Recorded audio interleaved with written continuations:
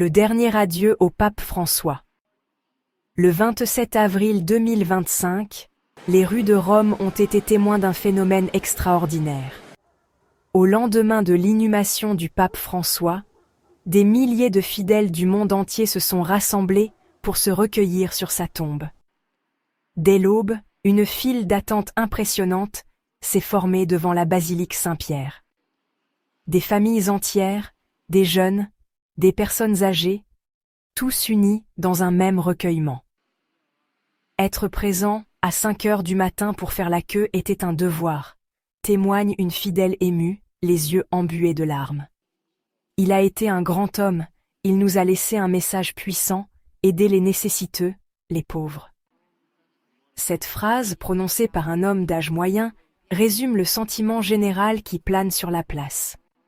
Une femme italienne, venue avec sa famille, partage son expérience. J'ai suivi le pape François depuis 2013. J'assistais régulièrement aux audiences dans la salle Paul VI et sur la place Saint-Pierre. Ce qui m'a toujours frappé, c'était sa simplicité touchante, comme un voisin que l'on connaît depuis toujours. Un groupe de jeunes pèlerins explique leur présence.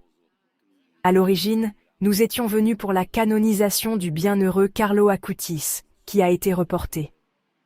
Nous nous sommes retrouvés au milieu de cette vague d'émotions collectives et y avons participé volontiers, car nous sommes profondément attachés au pape François.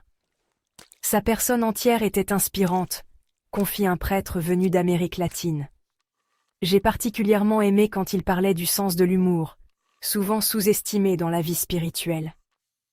Comme il le disait lui-même, c'est aussi une grâce, tout est grâce.